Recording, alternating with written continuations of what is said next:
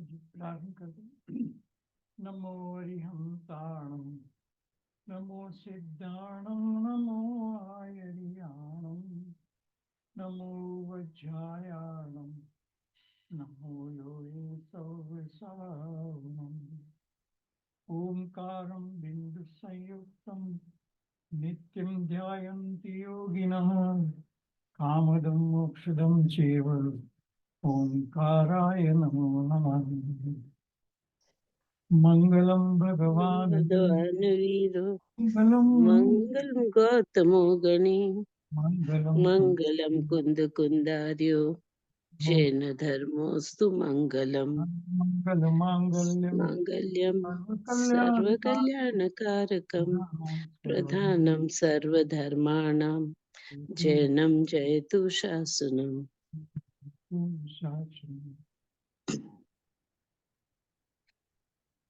प्रणम्य शुद्ध चिद्रूपम सानंदं आनंदम जगदुत्तमम् जगदुत्तमम् तल्लक्षणात् तल्लक्षणादिकं वच्मि तदर्थी तस्य लब्धये। सर्वोत्तम चिद्रूप शुद्ध को कर नमन कहता कहता उसी के उसी के लक्षणादि तदर्थी तदलब्धि हित। तत्व ज्ञान तरंगिणी नाम का बहुत ही सारगर्भित शास्त्र है। ये भट्टा ज्ञान भूषण जी द्वारा रचित है और इसमें शुद्ध चिद्रूप की बात चली है। शुद्ध स्वरूपो हम शुद्ध चिद्रूपो हम ऐसा एक शब्द के द्वारा सारे जिनवाणी के मर्म को समझाने का प्रयत्न किया है और इसी का ध्यान चिंतन और मनन करने से जीव मोक्ष की प्राप्ति कर सकता है। ऐसा बहुत ही सरल तरीके से इसमें सारी बात को बताई गई। अपना जो विषय चल रहा है मैं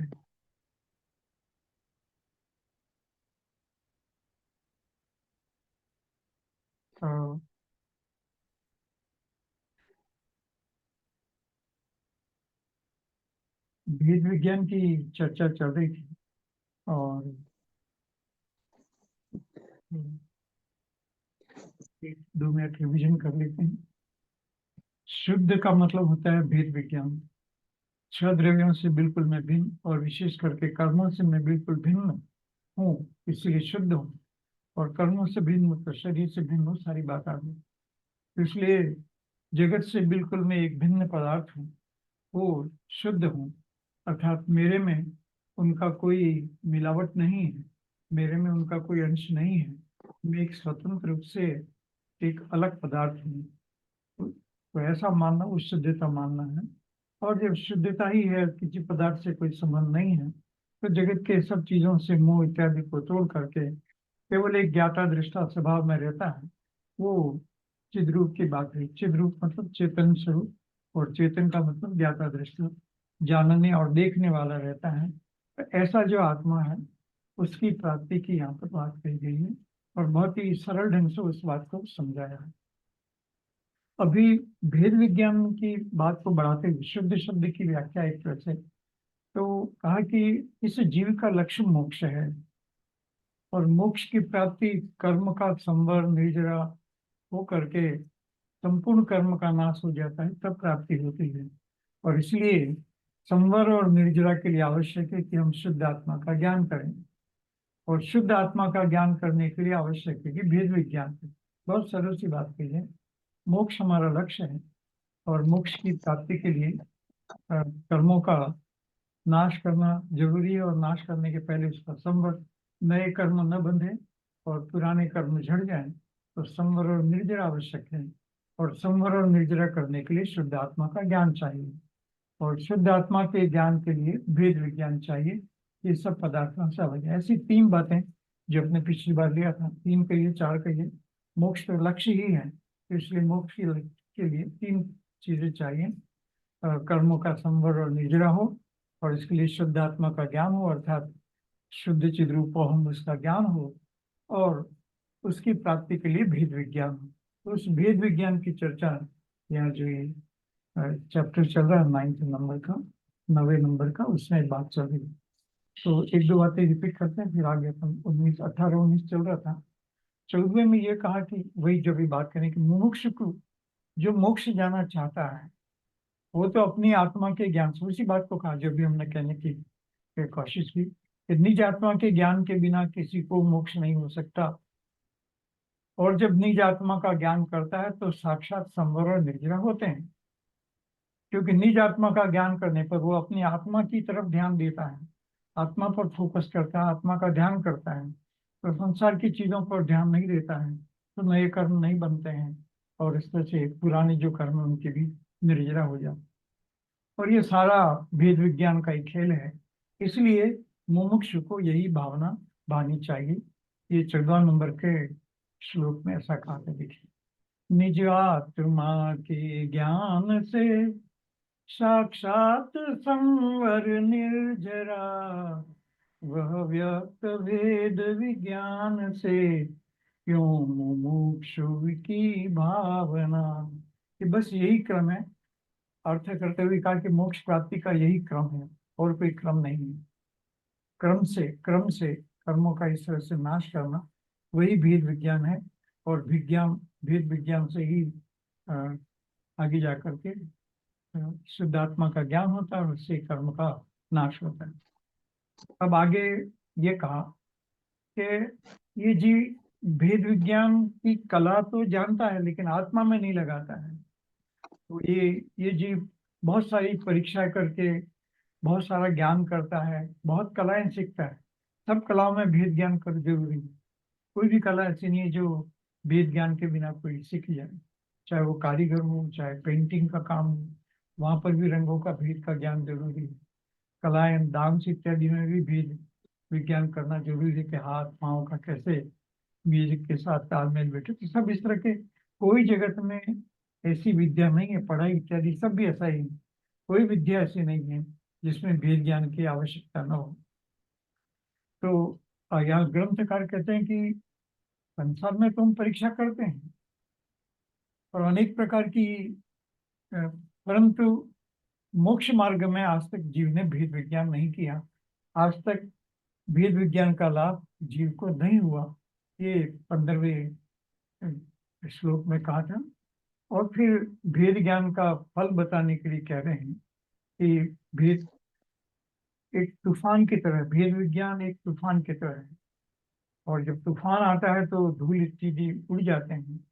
उसी तरह से जो शुद्ध चिद रूप का ध्यान करता है तो उसमें कर्म के रज, कर्म का धूल मूल से उखड़ जाती है। तो इस तरह से मैं शुद्ध आत्मा हूँ, ऐसा एक अंदर में भूचाल आ जाना चाहिए, एक क्रांतिकारी भाव अंदर में आ जाता है। और इसके कारण यहाँ कहा शरीर और आत्मा के भेद विज्ञान की महापवन चलती है। महापवन, इतना तीव्र पवन चलती है कि इस पवन में मतलब झुका, अर्थात ऐसा अंदर में विश्वास, ऐसी अंदर में क्रांति कि मैं शुद्ध स्वभाव हूँ। उसका जो मैं मैं शुद्ध चिद्रूपो हम, या शुद्ध चिद्रूपो अहम, ऐसा जो सूत्र यहाँ पर बताया, उसकी आंधी चलते ही ये जो कर्म के आंधी चलना मतलब वो भाव का दृढ़ होना। जैसे ही वो भाव दृढ़ होता है तब मतलब भेद विज्ञान होता है और मोह का, देखा ना, मोह का पर्दा ऊपर उठ पड़ता है। और भेद विज्ञान के होते ही वो जो मोह है वो कहाँ चला जाता है हमें मालूम है। वैसा 16 नंबर के श्लोक में कहा था। और 70 में कहा, जैसा पिछली बार लिया था, कि इसको भेद ज्ञान को दीपक की तुलना की, अद्वितीय दीपक। जो संसार के दीपक हैं वो आसपास के जो चीजें हैं उन वस्तुओं को बताता है, लेकिन ये ऐसा दीपक है, सारी संसार की व्यवस्था और आत्मा जो सामान्य रूप से दीपक से नहीं दिखती है, जगत के दीपक से नहीं दिखती है, ये ऐसा मोह का नाश करने वाला भेद विज्ञान का दीपक है, जिससे शुद्ध चिद्रूप का ज्वाज्वल्यमान था, जाज्वल्यमान दीपक है, और अनादिकाल से विद्यमान मोह रूपी प्रबल अंधकार का नाश करने वाला है। ऐसा महा प्रभावशाली या महा अंधकार को मिटाने वाला ये दीपक है। अद्वितीय, अद्वितीय। लास्ट एग्जाम्पल जो पिछली बार लिया था और जो इसमें दिया भी है कि वेद ज्ञान रूपी नेत्र की, ये भेद भेद ज्ञान को नेत्र कह दिया यहाँ कि जैसे सतभेद विज्ञान नेत्र से साक्षात देखे योगी गण नित सिद्ध स्थल में या तन में कर्म विनिचय रूप से। भेद विज्ञान के द्वारा, भेद विज्ञान एक नेत्र है, सामान्य नेत्र नहीं है। सामान्य नेत्र से हम जो सामने है वही दिखता है, लेकिन भेद विज्ञान एक ऐसा नेत्र है कि जो कर्मों से भिन्न अपने आप को शुद्ध आत्मा, दृष्टि का विषय है, कर्मों से भिन्न अपने आप को शुद्ध आत्मा रूप देखता है, ज्ञाता दृष्टा रूप देखता है। और इस तरह से ये अद्वितीय चक्षु है, समय सार में भी शब्द का प्रयोग है, अद्वितीय चक्षु। इसके समान कोई चक्षु जगत में होता नहीं। यहाँ भेद विज्ञान रूपी नेत्र ऐसा करके दिया है। और तो जैसे बहुत सुंदर था ये कि योगी गण भेद विज्ञान रूपी नेत्र की सहायता से सिद्ध स्थान और शरीर में विद्यमान समस्त कर्मों से रहित शुद्ध चिद्रूप को स्पष्ट रूप से देख लेते। ये ऐसा जबरदस्त नेत्र है कि सिद्ध भगवान कैसे हैं वो भी दृष्टि में विषय में आ जाता है, और शरीर में विद्यमान कर्मों से भी मैं बिल्कुल भिन्न हूँ, सिद्ध समान हूँ और कर्मों से भिन्न हूँ, ऐसा स्पष्ट रूप से अपने दृष्टि में देख लेता है। मतलब चक्षु, इंद्रिय चक्षु में दृष्टि का विषय, तो एक लक्ष्य जो रूप जो दशा है, उस दशा को जान करके वो शुद्ध चिद रूप को जान लेता है। तो दृष्टि के विषय में अर्थात मैं शुद्ध चिद रूप हूँ ऐसा जान करके उस पदार्थ को प्रकट। ज्ञाता दृष्टा स्वभाव को बताया है, ज्ञान रूपी नेत्र और आत्मा और शरीर का पृथक पृथक ज्ञान हो जाता है। ऐसा जो भेद विज्ञान के ऊपर कुछ उदाहरण दिए या भेद विज्ञान की कला की बात कही, तो इसमें आत्मा और शरीर पृथक पृथक ज्ञान हो जाता है, क्योंकि ये अनादि से साथ में है। आत्मा और शरीर अनादि से हमारे साथ हैं, सभी जीवों के जो संसार अवस्था में हैं उन सब के आत्मा और शरीर साथ है। तो भेद विज्ञान का मुख्य पॉइंट यही है, इसका मुख्य बिंदु यही कि इनको पृथक पृथक जानो। आत्मा आत्मा में है और शरीर शरीर में है। आत्मा का काम आत्मा करता है, शरीर का काम शरीर करता है, जो कर्म से होता है। आपस में अच्छा, आपका माइक कहाँ है सर? संबंध है वो भी कहने, माइक, संसार व्यवस्था में संबंध है वो भी कहने की बात है, क्योंकि संसार माइक कहाँ है सर? माइक लेकिन करता तो एक दूसरे के नहीं, समय साथ करता नहीं कर्म सुन रहे। एक दूसरे के करता तो नहीं है। इसलिए आत्मा आत्मा का काम करता है, शरीर शरीर का काम करता है। ये दोनों पृथक हैं और पृथक अपना जैसे कर्म के इतने सारे 148 प्रकार हो सब कुछ हैं, वो कर्म कर्म से बंधा हुआ, आत्मा कर्म से बंधा हुआ वो तो व्यवहार का कथन है। बाकी कर्म कर्म से बंधे हुए हैं और आत्मा अपने भाव, अपने शुद्धात्म स्वरूप की भाव से बंधा हुआ है। उसकी पर्याय में भी ऐसा ही सिद्ध समान ऊपर का सिद्ध समान आत्मा दृष्टि के विषय में दिख जाता है। तो इस तरह से अब वर्तमान अवस्था में भी ज्ञान करने पर तो आत्मा और शरीर का पृथक पृथक ज्ञान हो जाता है। कई बार हम सबको एक प्रश्न उठता है कि अरे ये शरीर और आत्मा तो एक ही है। मिथ्या दृष्टि वैसा ही मानता है कि शरीर और आत्मा एक ही है, लेकिन भेद विज्ञान का मतलब है कि हम इन दोनों को अलग करके देखें।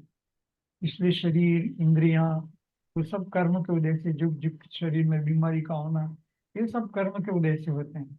आत्मा का उससे कोई संबंध नहीं। आत्मा अज्ञान के कारण जो शरीर में हो रहा है उसको जान करके दुखी होता है, और मैं उससे भिन्न हूँ ऐसा जाना, तो वो दुख आत्मा का दुख नहीं रहता है, वो शरीर शरीर का दुख है। और शरीर में भी दुख ख्याल नहीं होता, क्योंकि आत्मा का आनंद मिलता है, शुद्ध चिद्रूप के आनंद में मस्त रहता है। तो शरीर का जो सुख दुख है वो भी सुख दुख है ही नहीं, वो तो परिणमन करता है। हम समझते हैं कि हमें तकलीफ हो रही है। चलिए ऐसा श्लोक लेते हैं। नित्य सर आज माइक कहाँ है आपका? अनेको वस्तु सर सुन रही नहीं। स्वरूप स्पर्शादि सर को अपनी आवाज सुनाई नहीं दे रही है। हाँ, माइक नहीं है ना। माइक पर हैं भिन्न भिन्न, शुद्ध चेतन तन कर्म, भूल गए। अनुभूति से जानी, पृथक पृथक स्वरूप सब। सरल भाषा में बताया, बहुत सारे उदाहरण भी पहले आते हैं, आप सब जानते हैं। जैसे दूध में पानी मिला हुआ है, उस तरह से अ, दूध में शक्कर मिली हुई है, सब दो भिन्न पदार्थ होते हुए भी एक साथ दिखाई देते हैं, तो मिश्रित है। अनादिकाल से ऐसा ही है, लेकिन दोनों वस्तुएं तो भिन्न भिन्न हैं। तो वो संसार व्यवस्था में दोनों मिश्रित हैं ऐसा दिखाई देता है, लेकिन वस्तुएं मिश्रित नहीं हुई हैं, वो अज्ञान है।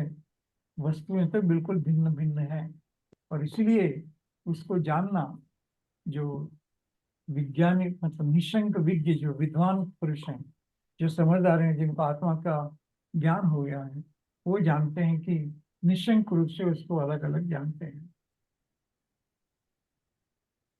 अनुभूति से जानते हैं कि ये चीजें अलग अलग हैं। और जिस प्रकार विद्वान मनुष्य आपस में मिले हुए अनेक पदार्थों का स्वरूप स्पर्श आदि के द्वारा स्पष्ट रूप से भिन्न भिन्न पहचान लेते हैं। अनेक पदार्थों का स्वरूप स्पर्श आदि समझते, स्पर्श रस गंध वर्ण इत्यादि से उन वस्तु को चख लेते हैं। दूध में शक्कर मिला है कि नहीं, चखने से, स्वाद से समझ जाते हैं। ऐसा ही तो पांचों इंद्रिय का जो विषय है, स्पर्श रस गंध वर्ण इत्यादि, उनसे हम वस्तु को अपने आप पहचान लेते हैं कि वस्तुएं अलग अलग हैं, ये पहचान लेते हैं। ये मनुष्य जो भी समझदार हैं, संसार के कामों में भी हम समझ लेते हैं। इसी प्रकार आपस में अनादिकाल से मिले हुए शुद्ध चिद्रूप शरीर और कर्मों के स्वरूप को भी अनुभव ज्ञान के बल से सत्पुरुषों द्वारा भिन्न भिन्न क्यों न जाना जाए। जब हमारे पास इतनी बुद्धि है कि जगत के पदार्थों को हम भिन्न भिन्न पहचान लेते हैं, शक्कर और दूध के भेद को समझ जाते हैं, पानी और दूध के भेद को समझ जाते हैं, ऐसे अनेक मिली हुई वस्तुओं का, सब्जी में कैसे कैसे मसाले हैं उनको भिन्न करके जान लेते हैं, नमक कम जयंती लाल जी। बीज ज्ञान कर लेते हैं। ऐसे बहुत सारे हजारों चीजें मार्केट में खरीदने जाते हैं, तो वस्तुओं में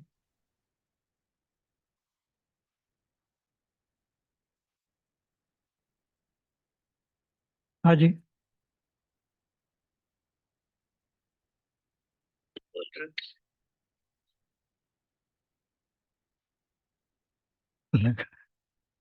हाँ जी, शायद आवाज कम आ रही थी। जिस प्रकार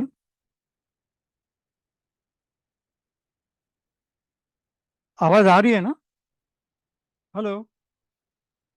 आ रही है सर। अच्छा, आ रही है सर, आ रही है सर। ठीक है ठीक आ रही है सर। है, ओके।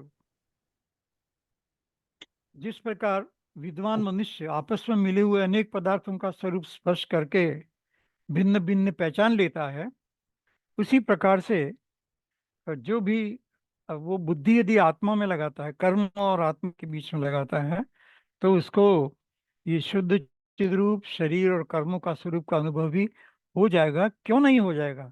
जब वहां हम ज्ञान कर सकते हैं तो यहाँ क्यों नहीं कर सकते? वही बुद्धि चाहिए, कोई एक्स्ट्रा बुद्धि या बहुत विद्वत्ता चाहिए, हजारों शास्त्रों का ज्ञान चाहिए, ऐसा कुछ भी नहीं है। जैसा हम संगी पंचेंद्रिय, हमारे पास मन है, तो मन और अपना जो पांच इंद्रियों के विषय और जो साधन है इंद्रियों के, मतलब इंद्रिय रूप साधन जो अवेलेबल है, उनके द्वारा वस्तु को भिन्न समझ लेते हैं। तो फिर ग्रंथकार यहाँ प्रश्न करते हैं कि क्यों नहीं समझ सकता? ज्ञान के बल से यह संभव है, ज्ञान के बल से सब संभव है। जगत में सब पदार्थों को ज्ञान के बल से निर्णय करते हैं, उस तरह से आत्मा को भी ज्ञान के बल से अलग किया जा सकता है, और इसीलिए ज्ञान गुण को आत्मा के गुणों में मुख्य स्थान दिया है, और इसलिए समय साथ जैसे शास्त्र ज्ञान की प्रधानता से लिखे हुए ग्रंथ हैं, ज्ञान की प्रधानता से लिखे गए। भावार्थ, संसार में पदार्थों के स्वरूप भिन्न भिन्न हैं और उनके बतलाने वाले लक्षण भी भिन्न भिन्न हैं। ठीक है, सब पदार्थ जगत में भिन्न भिन्न, भले दिखते हैं एक जैसे, लेकिन है तो भिन्न। कोई पदार्थ अणु अणु इस जगत में एक दूसरे से अलग है, और छह के छह द्रव्य एक दूसरे से अलग हैं और आत्मा भी उसी प्रकार से अलग है, ऐसी जगत की व्यवस्था है। सब पदार्थों के स्वरूप की व्यवस्था जगत में ऐसे ही है और उनको बतलाने वाले लक्षण भी भिन्न भिन्न हैं। जैसे स्कूल में पढ़ाया जाता है या कॉलेज में पढ़ाया जाता है, वो भी पदार्थों के बारे में अलग अलग चीजें बताई जाती हैं, उनके अक्षर लक्षण सिखाए जाते हैं। केमिस्ट्री, फिजिक्स, इस सब में वही बताया जाता है। गणित में भी भेद ज्ञान करके अलग अलग लक्षण बताए जाते हैं और इस तरह से सारी विद्याएं उसी तरह की हैं, सारा ज्ञान उस प्रकार से है। जल और अग्नि आदि पदार्थ एक स्थान पर स्थित होने पर भी अपने शीत और उष्ण स्पष्ट भिन्न भिन्न जान जाते हैं। देखिए, पानी ठंडा है, अग्नि गर्म होती है, और गर्म पानी है तो ठंडा पानी है, तो उसके आधार से कैसा संयोग है या नहीं है, ऐसा हम स्पष्ट रूप से जान लेते हैं। क्योंकि जल और अग्नि में स्पर्श सिवाय जल के और उष्ण स्पर्श सिवाय अग्नि के अन्य में नहीं मिलता, इसलिए अग्नि के संयोग से पानी गर्म हो गया है ऐसा हम समझ लेते हैं। और इसलिए यदि ठंडा करना होता है, आप सब जानते हैं, थोड़ा समय वेट कर ले तो पानी ठंडा हो जाता है। तो ठंडे पानी, गर्म पानी का हम भेद ज्ञान कर लेते हैं। अग्नि से जलते हैं, पानी से जलते नहीं हैं, पानी में डूब जाते हैं, ऐसा अनेक प्रकार का भेद विज्ञान जीव ये कर लेता है। और तब फिर ये मैं जीव हूँ, या मतलब मैं एक शुद्ध चिद्रूप हूँ और ये कर्म और शरीर मेरे से अलग हैं, ऐसा निर्णय क्यों नहीं कर सकता, अर्थात अवश्य कर सकता है। उसी प्रकार यद्यपि शुद्ध चिद्रूप शरीर और कर्म, ये शरीर और कर्म एक ही है, लेकिन विशेष करके शरीर पर फोकस करके फिर, क्योंकि शरीर दिखता है और कर्म के परमाणु इत्यादि अनुभव कर सकते हैं, दिखते तो है नहीं, और वो केवल ज्ञान में दिखते हैं, वो बात अलग है। तो इस प्रकार शुद्ध चिद्रूप शरीर और कर्म अनादिकाल से आपस में एक में एक हो रहे हैं, अनादिकाल से ऐसा ही है। कभी कर्म अलग आत्मा से हुए ही नहीं, अनादिकाल से। और जीव हमेशा किसी न किसी शरीर में रहा, शरीर का अभाव आज तक कभी हुआ नहीं। शरीर का अभाव होता तो सिद्ध दशा की प्राप्ति हो जाती। तो भले वो बाह्य शरीर, औदारिक शरीर इत्यादि नहीं हो, लेकिन कार्माण वर्गणा और इत्यादि सब कार्माण शरीर, तेजस शरीर इत्यादि सब रहते हैं। तो इसलिए आपस में एक होकर रहते हैं। आज तक कभी ऐसा अवसर न आया जिसमें ये सर्वथा भिन्न भिन्न हुए हों, ये बिल्कुल अलग हो गए हैं, ऐसा आज तक कभी मौका नहीं आया। तथापि अनुभव ज्ञान के बल से इनको भिन्न भिन्न कर जान लिया जाता है। लेकिन हम अनुभव करें या उसका बारंबार विचार करें तो उसको हम अलग जान सकते हैं। यह शुद्ध चिद्रूप है और ये जड़ शरीर और कर्म है। यदि इनके लक्षण हमको समझ में आ जाते हैं, और लक्षण सरल हैं, उद्गल के लक्षण स्पर्श रस गंध वर्ण है, और आत्मा के लक्षण ज्ञान दर्शन चारित्र ये हैं, तो अब ख्याल में आ जाता है, ज्ञाता दृष्टापना रहना वही आत्मा का लक्षण है। शुद्ध चिद्रूपो हम, तो चैतन्य स्वरूप रहना, ज्ञाता दृष्टा रहना वही आत्मा का स्वरूप है, उसमें नहीं उलझना, संसार के पदार्थों में नहीं उलझना, वही आत्मा का स्वरूप है। तो इस तरह से ये भिन्न करके हम जान सकते हैं, अनुभव से और ज्ञान के बल से भिन्न भिन्न कर जान लिया जाता है।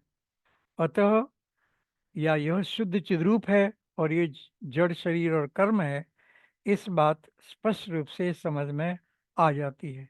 यदि हम इनके लक्षणों पर ध्यान दें तो अपने आप ये बात समझ में आ जाती है। वैसे पकड़ में नहीं आएगा, लेकिन लक्षण है और लक्षण बहुत सरल हैं, तो इसलिए बता दिया ना कि पुद्गल के लक्षण जो हैं स्पर्श गंधवर्ण, और उसके आधार से ये बात पकड़ में आ जाती है। और आत्मा के लक्षण जो हैं दर्शन ज्ञान चारित्र या ज्ञान दर्शन या ज्ञाता दृष्टा रहना, वो आत्मा का स्वभाव है। तो इस तरह से उसके लक्षण से हम आत्मा का अनुभव कर सकते हैं।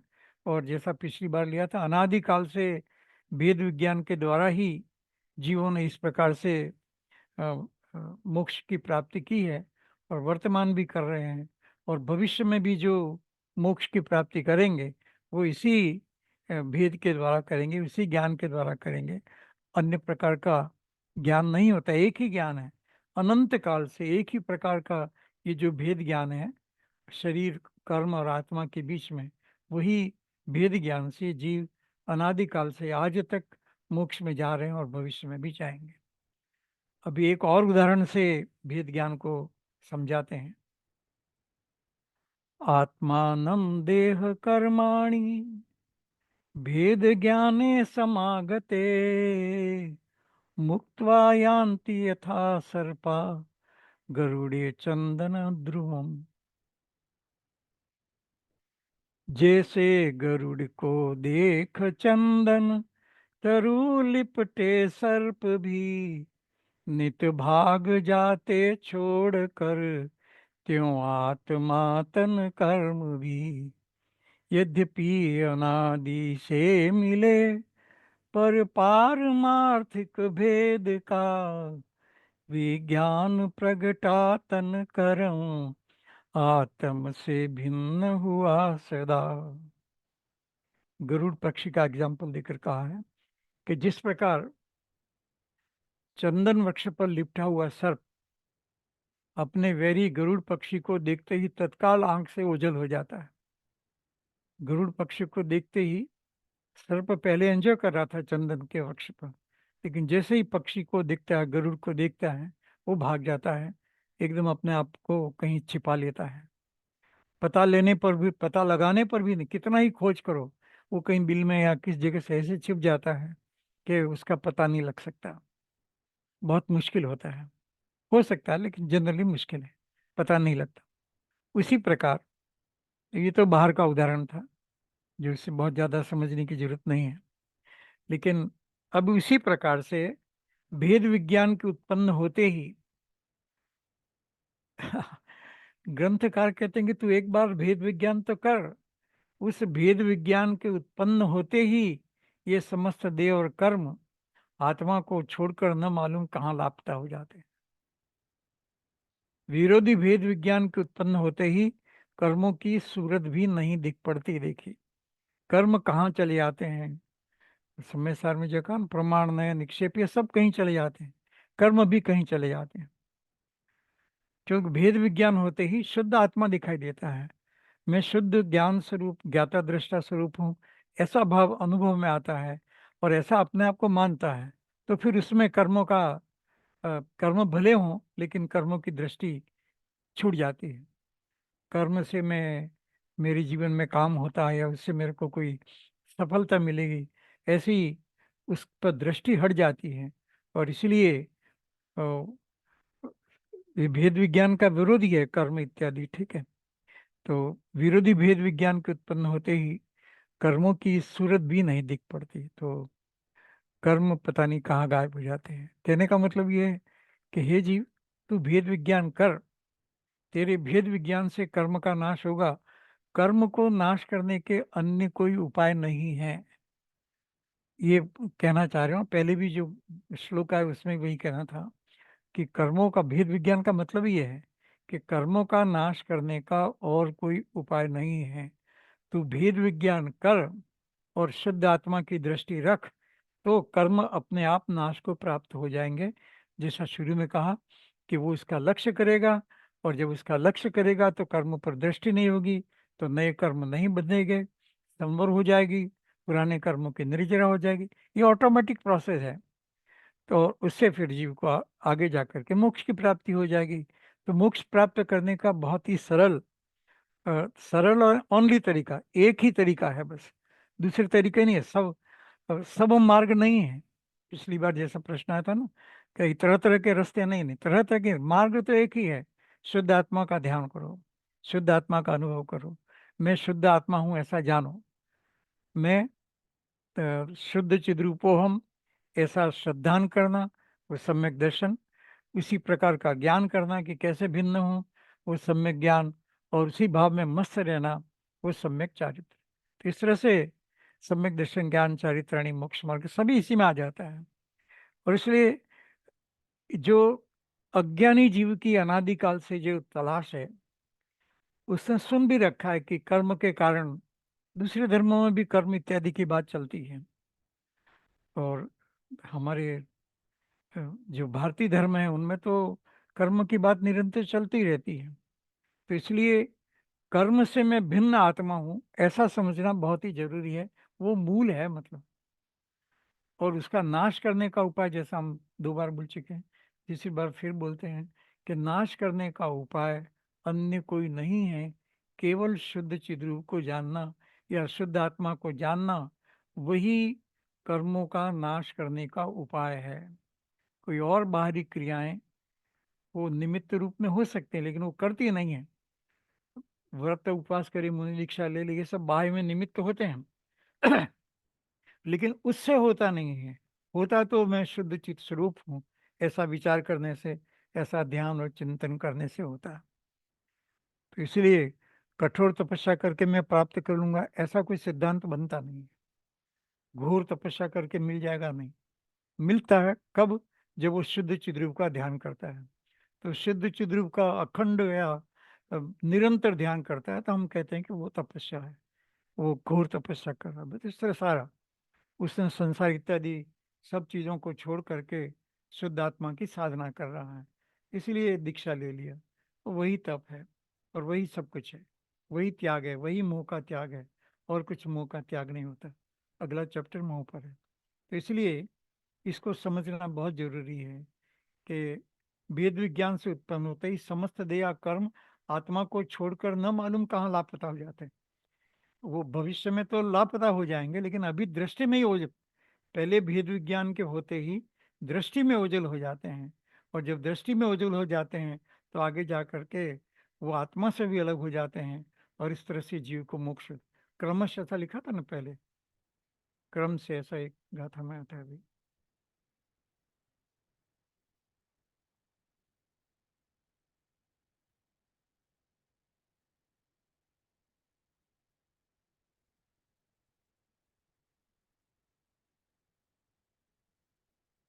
मोक्ष अभिलाषी भेद ज्ञान, हाँ ये क्रम क्रम से अवशिष्ट कर्मों का क्षय होना और फिर मोक्ष की प्राप्ति होती है। तो इसलिए ये अवश्य नाश को प्राप्त होंगे। उसमें अपने को क्या कहें, भावों को कमजोर नहीं करना है, इस बात पर दृढ़ रहना है। इस शास्त्र को पढ़ने का सबसे बड़ा फायदा ये है कि हम अपने भावों में दृढ़ रहें, हटे नहीं, डिगे नहीं। क्योंकि यदि उस भाव से डिग गए तो फिर कर्म का बंध होना शुरू हो जाएगा। और फिर कहो कि हमारे नहीं हुआ, तो दृढ़ श्रद्धा पर्वत की तरफ, पहले बहुत एग्जाम्पल आ चुके हैं। तो इस तरह से इसको यहाँ पर समझाया कि भेद विज्ञान करना कितना आवश्यक है। अभी इसकी जो अंतिम गाथा है, अंतिम श्लोक जो है इस चैप्टर का, इसी भेद ज्ञान के फल को पुनः स्पष्ट करते हैं। देखिए, और भी ग्रंथकार को मतलब इतनी बात बताने की इच्छा हो रही है जबरदस्त, कि इसकी महिमा कितनी है, इस भेद ज्ञान की महिमा कितनी ज्यादा है। ऐसा भेद ज्ञान जो पर पदार्थों से भिन्न मैं शुद्ध आत्मा हूँ, ऐसे ज्ञान का निर्णय कराए। और ज्ञाता दृष्टा आत्मा के बस 2 ही बातें हैं, तो मैं शुद्ध हूँ और मैं ज्ञाता दृष्टा हूँ, बस 2 ही बातें हैं इसमें। तो शुद्धता के स्वरूप को समझाया, वही भेद विज्ञान से समझ में आता है। और जब वो समझ में आ जाता है तो जीव ज्ञाता दृष्टा के भाव में रह जाता है। तो अभी एक बार फिर से बहुत ही ऊंची बात को उठा करके यहाँ पर ग्रंथकार कहते हैं,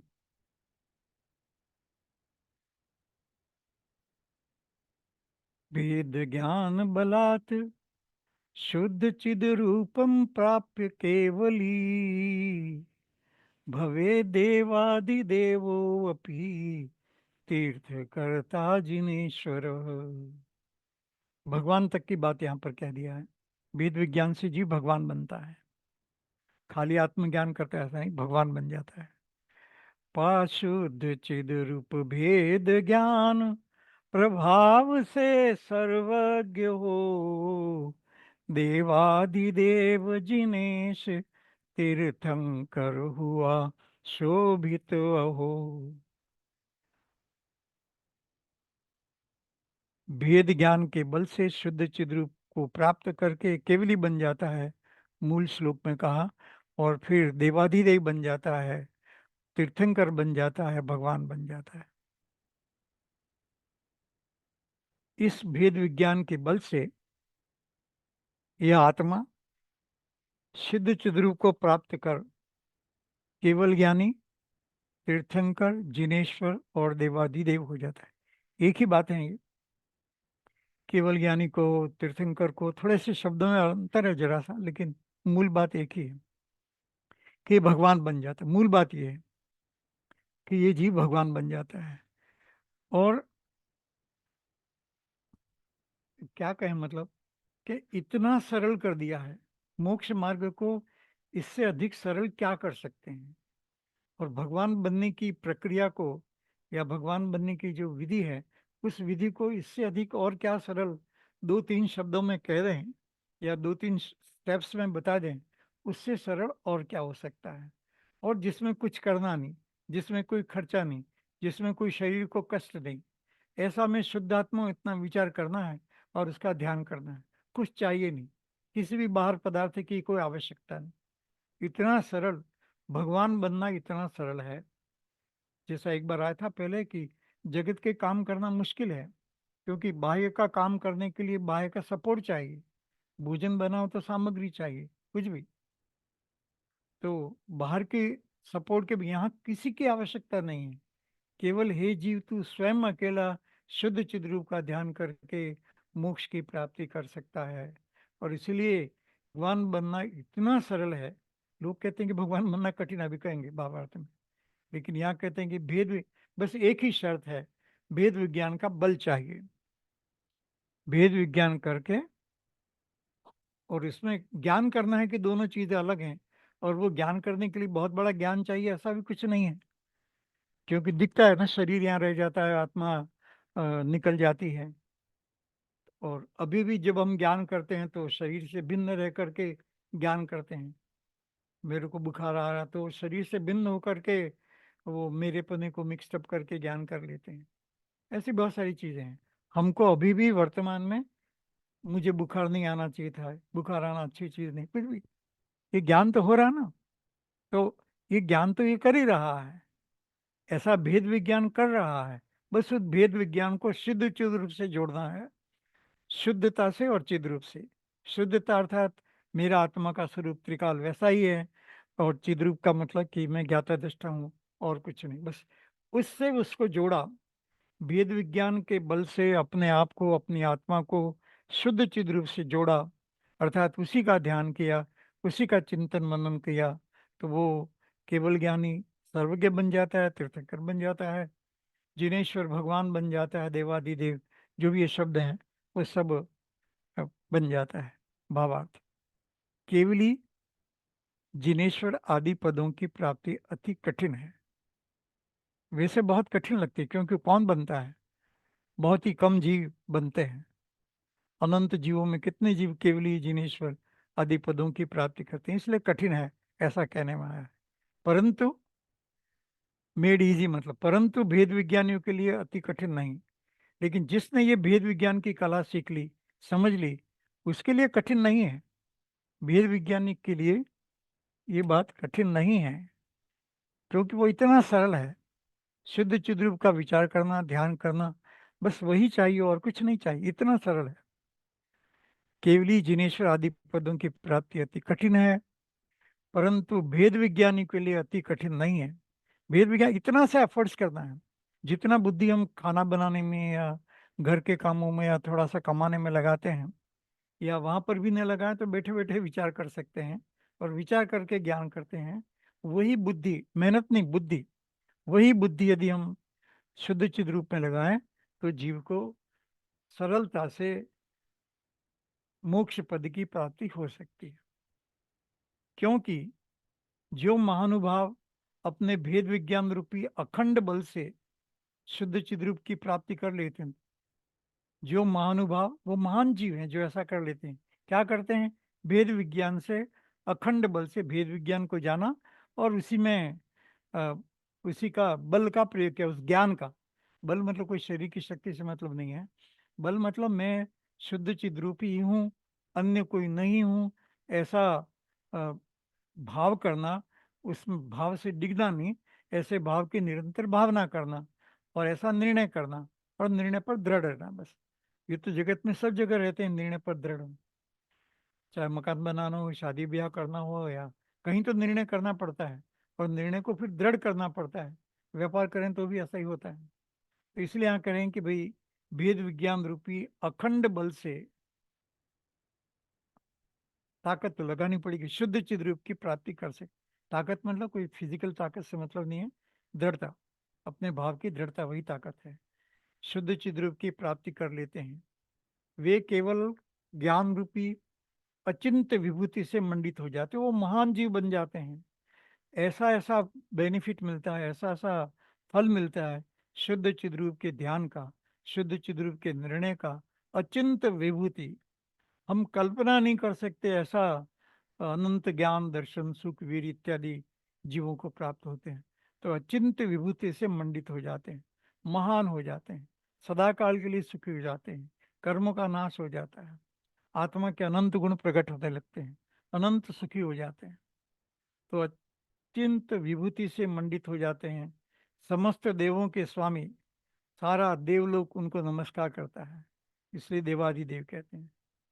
सारा असंख्यात देव हैं इस जगत में, और वो सब के सब इंद्र सहित, मतलब इंद्रों सहित, वो सब भगवान को नमस्कार करते हैं, वो उनको स्वामी मानते हैं, इसलिए वो देवों के स्वामी हो गए। तीर्थंकर इसलिए हो गए कि उनकी समोषण में देव भी जाते हैं, मनुष्य भी जाते हैं, त्रियंच भी जाते हैं, और सब जीव मिल करके भगवान का उपदेश सुनते हैं और मोक्ष मार्ग में अपने आप को लगाते हैं। तो जीव शुद्ध चिद्रूप का ध्यान करके तीर्थंकर भी बन सकता है।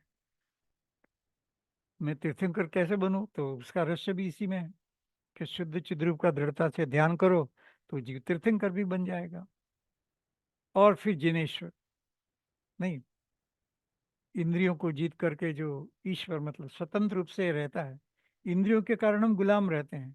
इंद्रियों की जो कैपेसिटी है, करने की शक्ति है, उसी के अनुसार हम कर सकते हैं, उससे अधिक नहीं कर सकते।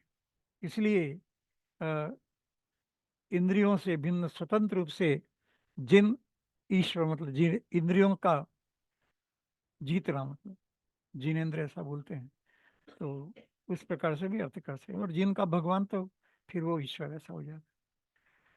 तो ये महान पद की प्राप्ति जीव को हो सकती है शुद्ध चिद्रूप से। तो छोटी मोटी बात नहीं है कहना, शुद्ध चिद्रूप कोई मजाक का विषय नहीं है, ये बहुत ही सीरियस विषय है, और बहुत ही इजी करके, अति कठिन न करके, बहुत ही इजी ढंग से बताया है। वो व्यवहार के मार्ग पर चलेंगे, केवल व्यवहार के मार्ग पर चले, केवल व्यवहार तो अत्यंत कठिन है। कितना घोर तप करेगा कि आत्मा में ही भाव में रह जाए, बहुत मुश्किल है। कितने भवों तक तपस्या करेगा, तो उसके दिया कि मुनि व्रतधार अनंत बार, अनंत भव में भी नहीं होगा। यदि केवल व्यवहार के लक्ष्य से या व्यवहार की क्रिया के द्वारा जीव ऐसा सोचे कि मैं शुद्ध चिद्रूप को प्राप्त कर लूंगा, तो वो स्वप्न है, अनंत काल में भी नहीं होगा। मुनि व्रत धारण अनंत बार, ऐसा कह दिया ना, अनंत बार धारण करे तो भी, तो अनंत बार धारण किया तो अनंत काल तो वैसे ही निकल गया।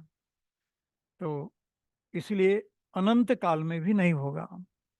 और जो सही तरीका है वो यही है कि मैं शुद्ध चिद्रूप हूँ, ऐसा विचार कर, उसका ध्यान कर, उसमें लीन हो, उसी में दृढ़, अपने भावों को दृढ़ रख, उसी के शक्ति को यूज करके तो अपने यहाँ ध्यान कर, तो जीव बहुत जल्दी मोक्ष की प्राप्ति करेगा। और सरल अपने घर में बैठे बैठे विचार करके जीव को, घर में बैठे बैठे मोक्ष नहीं होगा, लेकिन घर में बैठे बैठे उसकी चित चिद्रूप की प्राप्ति, सम्यक दर्शन आदि हो जाते हैं। और फिर समय आने पर दीक्षा इत्यादि लेकर के भी बहुत जल्दी शीघ्र भरत चक्रवर्ती के दिन उसी तरह जीव को मोक्ष की प्राप्ति हो सकती है। तो भरत चक्रवर्ती को इतना शीघ्र मोक्ष प्राप्त हो गया तो किस कारण से होगा? शुद्ध चिद्रूप की साधना, नहीं तो वो तो घर में थे, चक्रवर्ती थे, उनको तो कोई तकलीफ नहीं थी, भोगों में रह रहे थे, फिर भी अंदर में शुद्ध चिद्रूप की साधना चल रही थी, इसलिए बहुत जल्दी मोक्ष की प्राप्ति कर। तो बस यहाँ पर भी ये कहना है कि समस्त देवों के स्वामी, देवों के स्वामी मतलब जैसे एक बार फिर ले लेते हैं, बहुत ही जबरदस्त दशा है कि देव स्वयं विभूतिवान है।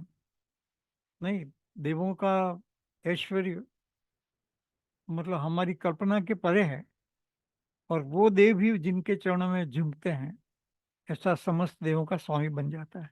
शुद्ध चिद्रूप की इतनी महिमा। मैं इसको 1 मिनट 2 मिनट और लंबा करने की कोशिश कर रहा हूँ, क्योंकि ये बात जमनी चाहिए। चालू में निकाल देंगे तो मजा नहीं आएगा। कि ये जीव, आप शुद्ध चिद्रूप की महिमा ऐसी है कि शुद्ध चिद्रूप से जब जीव केवल ज्ञानी बन जाता है तो जगत के सब जीव, देव और देव जो अत्यंत वैभव है, और देवों के देव जो हैं इंद्र इत्यादि, वो सब भगवान को झुकते हैं, शुद्ध चिद्रूप को झुकते हैं। और वे स्वयं भी, मतलब हमको ही कहने का भाव आ रहा था कि हम अकेले ही नहीं हैं। ये जो देव जो आगे जाकर के मोक्ष में जाने वाले हैं, इंद्र इत्यादि, वो भी शुद्ध चिद्रूप की साधना कर रहे हैं। और वो इतना भोग भोगते हुए भी शुद्ध चिद्रूप की साधना करके मोक्ष मार्ग में आगे बढ़ रहे हैं। तो इसलिए वो देवों के भी स्वामी है। देव भी उस, मतलब क्या कहें सरल भाषा में, कि केवली भगवान को धन्य कहते हैं कि अरे, आपके प्रताप से हमें ये बात रहस्य पकड़ में आ गया कि शुद्ध चिद्रूप की साधना करके मैं भी मोक्ष में जा सकता हूँ। आप भी इसी भेद विज्ञान के बल से मोक्ष की प्राप्ति की है, और मुझे भी उसी की प्राप्ति हो जाए। तीर्थंकर जो जगत के जीव, ये तो देवों की बात हो गई। अब मनुष्यों की बात, और देवों की बात भी इसमें आ गई।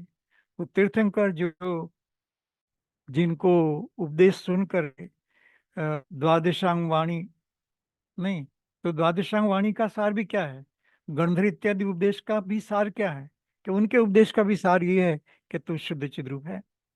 वही एक सार है और कोई सार नहीं है। और ऐसा करके खुद खुद स्वयं भी उसकी साधना करके जिनेश्वर बन जाता है। तो स्वयं केवल ज्ञानी बन जाता है, स्वयं भगवान बन जाता है। इसलिए अपन कहते हैं ना, जैन पद्धति में परजीव भगवान बन सकता है। और जो भगवान बनते हैं वो इसी प्रकार की साधना से बनते हैं। तो बस यही है, वो भगवान बनेंगे, वो भगवान के दास नहीं बनते हैं। हम भगवान को खुश नहीं करते हैं, स्वयं भगवान बनते हैं। तो प्रसन्न करना भगवान की कृपा से हो जाए, ऐसा जैन धर्म नहीं है। यहाँ पर तो मोक्ष होगा तो शुद्ध चिद्रूप की कृपा से होगा। शुद्ध चिद्रूप का ध्यान करेगा, कर्म का नाश होगा, और इसकी कृपा से, यदि कृपा बोलना हो तो भी निमित्त से, बाकी तो किसी की कृपा नहीं है। जो होना है वो होता है, वस्तु का स्वभाव है। तो वस्तु के स्वभाव, शुद्ध चिद्रूप आत्मा का स्वभाव है, और इसलिए जब उसकी तरफ देखता है जीव, तो ये पर्याय में ऐसा केवल ज्ञान और मोक्ष इत्यादि प्रकट होते हैं। तो इसलिए एक महान बात है, जिनेश्वर भी कहलाते हैं। इसीलिए यह भेद विज्ञान संसार की समस्त कामनाओं को पूर्ण करने वाला। देखिए, इस भेद विज्ञान से जो कुछ भी संसार की कामनाएं भी पूरी होती हैं। जैसे देव बना, स्वर्ग में गया, नहीं तीर्थंकर या चक्रवर्ती राजा इत्यादि बना, बीच वाले पीरियड में शुद्ध चिद्रूप की साधना शुरू की, लेकिन पूर्णता नहीं हुई। तो जितना किया वो उस भेद विज्ञान के बल से, उसकी संसार के भोगों की, ऐश्वर्य की, विभूति की, वो भी इच्छाएं पूरी होती हैं। देवगति में जाएगा तो इंद्र इत्यादि बनेगा, नहीं तो देव बनेगा तो भोगों को भोगेगा। मनुष्य बनेगा तो चक्रवर्ती इत्यादि बनेगा, या राजा या तीर्थंकर बनेगा। तो ऐसा करके उसकी इच्छाएं पूर्ण होती हैं। और भी तीर्थंकर का जीव जो जगत में होता है, वो भी अनेक प्रकार की संपदाओं को भोगता हुआ, कहने में आता है भोगता हुआ, भोगता है कि नहीं वो अलग पॉइंट है। मतलब सुविधा है उपलब्ध। तो इस तरह से समस्त कामनाओं को पूर्ण करने वाला, मतलब पहले एक बार आया था ये श्लोक कि जगत में जितनी बेस्ट से बेस्ट चीजें हैं, वो तो शुद्ध चिद्रूप की साधना से ही प्राप्त होती है। वो छोटा मोटा दूसरा कोई पुण्य का कुछ कारण से कुछ मिल जाए, लेकिन जो बेस्ट से बेस्ट है, उन कामनाओं की पूर्ति तो जगत में यदि बेस्ट होना है तो भी शुद्ध चिद्रूप की साधना से ही जीव बन सकता है, अन्य प्रकार से नहीं हो सकता। और खाली कामना नहीं, उसको पूर्ण कराने वाला, जैसे मोक्ष जाना तो इसकी इच्छा को पूरा कराने वाला, यदि कोई जगत में एक शब्द में कहा जा सके तो शुद्ध चिद्रूप हूँ। मैं शुद्ध चिद्रूप हूँ, उसकी भावना करते करते ही जीव समस्त इच्छाओं की पूर्ति करने वाला। और आगे कहा अनुपम चिंतामणि रत्न। अनुपम कह दिया कि जगत में इसके समान कोई चीज है ही नहीं।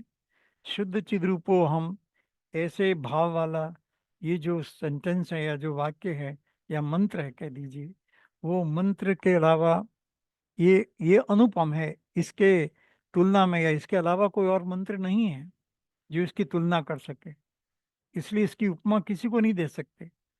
जो भगवान पने को दिला दे, और यदि भगवान बनने में देर लगती है, साधना थोड़ी कमजोर रहती है, तो संसार के उत्कृष्ट पद चक्रवर्ती इत्यादि बन करके जीव उन मतलब उस मोक्ष मार्ग में आगे बढ़ता है।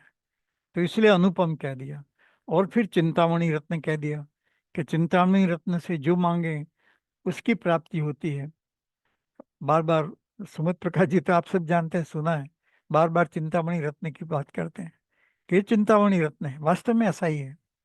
ये सारी जिनवाणी यही कहती है कि तू उस चिंतामणि रत्न की प्राप्ति कर।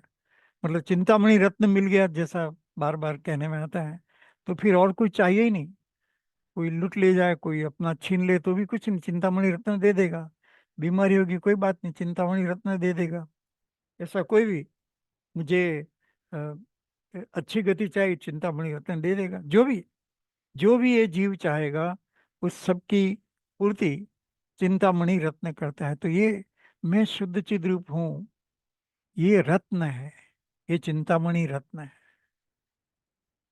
उसका ध्यान करने से, उसका विचार करने से, उसका ध्यान चिंतन मनन जो भी है बारंबार, और उसकी शक्ति इतनी प्रकट होती है। कहा ना, भेद विज्ञान के बल से, वो भेद विज्ञान से समझ में आया कि मैं बिल्कुल समस्त पदार्थों से अलग हूँ। तो वो जो ज्ञान है उसके बल से इस जीव को या हम सबको चिंतामणि रत्न की प्राप्ति भी हो सकती है। ऐसा बहुत ही अद्भुत अंतिम श्लोक भी बहुत ही जबरदस्त है। भेद ज्ञान बलात् शुद्ध चिद रूपम प्राप्य केवली भवे देवाधिदेवो अपि तीर्थकर्ता जिनेश्वर। पाशुद्ध चिद रूप भेद ज्ञान प्रभाव से सर्वज्ञ हो। देखिए, चिद रूप का ध्यान करने से, ज्ञान करने से सर्वज्ञ बन जाता है, भगवान बन जाता है, देवादिदेव बन जाता है, जिनेश बन जाता है, तीर्थंकर बन जाता है। तो संसार में ये उच्च पद हैं, और उनको प्राप्त कराने के लिए ये शुद्ध चिद रूपो हम, वो चिंतामणि रत्न है।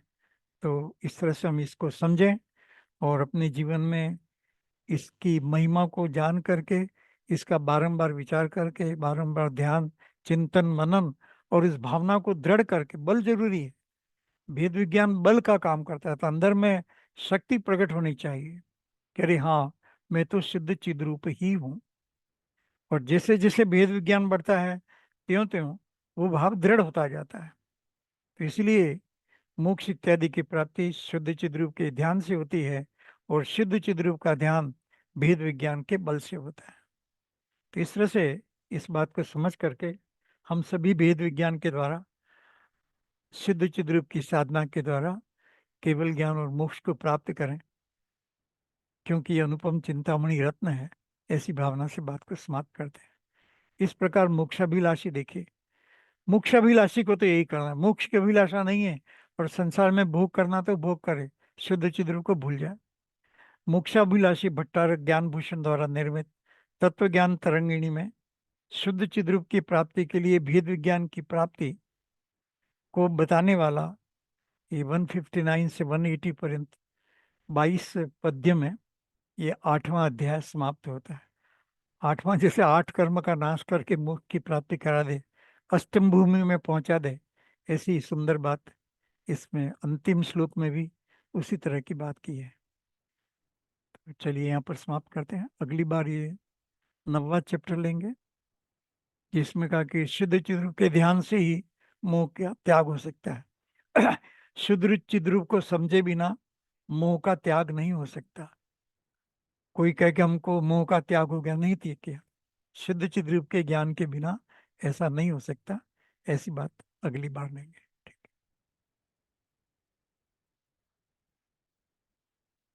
यही समाप्त करते हैं। किसी को कुछ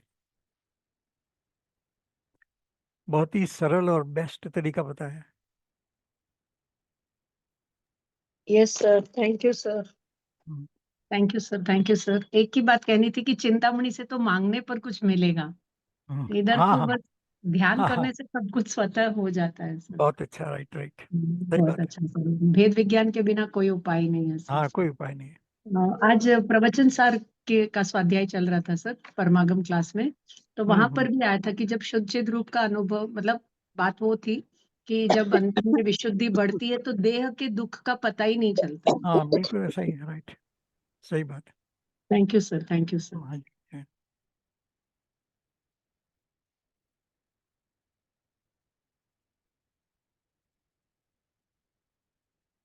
और किसी को कुछ कहना है? सर वो गाथा 78 थी सर, हम्म तो उसमें वर्ड्स ऐसे थे कि विदित अर्थो जो दव्येसु, जो मतलब द्रव्य को जान लेता है, यही शुद्ध हाँ चिद रूप द्रव्य को जान लेता है, उसके राग द्वेष आदि सबका नाश नहीं होते, राग द्वेष ही होते नहीं है। हाँ, होते ही नहीं, फिर राइट। उपयोग की विशुद्धि बढ़ती है और देह का दुख दुख ही नहीं लगता है, नहीं होना, क्षय हो बराबर। जाता है, उसका क्षय हाँ, हो जाता बराबर, उत्कृष्ट है। बात। हाँ सर, थैंक यू सर। हम्म,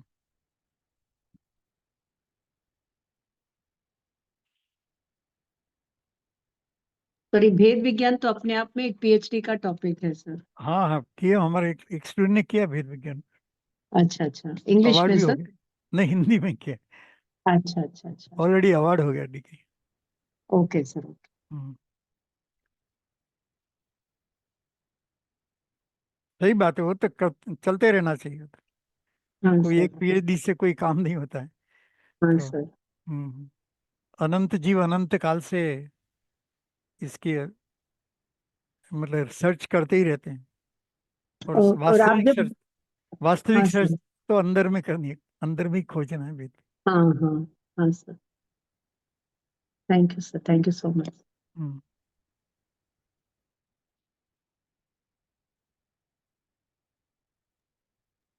तीन वाणी स्तुति कर ले सर। हाँ, राइट। निज निधि निज में जिसने बताई, बताई यह यह अनंत उपकार है, उपकार है, उसके उसके जिन वाणियों जिनवानी को को वंदना वंदना शत शतवार है। बार, वंदना शत बार। ये थोड़ा शुद्ध चिद्र का विचार करते हैं। शुद्ध चिद रूपो अहम, शुद्ध चिद रूपो अहम, शुद्ध चिद रूपो अहम, शुद्ध चिद रूपो अहम, शुद्ध चिद रूपो अहम, शुद्ध चिद रूपो अहम, अहम शुद्ध चिद रूपो अहम, शुद्ध शुद्ध चिद चिद रूपो रूपो अहम, अहम, शुद्ध चिद रूपो अहम, शुद्ध शुद्ध चिद चिद रूपो रूपो अहम, अहम, शुद्ध चिद रूपो अहम, शुद्ध शुद्ध चिद चिद रूपो रूपो अहम, अहम, शुद्ध चिद रूपो अहम, शुद्ध शुद्ध चिद चिद रूपो रूपो अहम, अहम, शुद्ध चिद रूपो अहम, शुद्ध शुद्ध चिद चिद रूपो रूपो अहम, अहम, शुद्ध चिद रूपो अहम। शुद्ध शुद्ध चिद चिद रूपो रूपो अहम। अहम। चलिए, जय जिनेन्द्र। थैंक जय यू जिनेन्द्र सर, सर। जय जिनेन्द्र, सभी को जय जय जिनेन्द्र। जिनेन्द्र।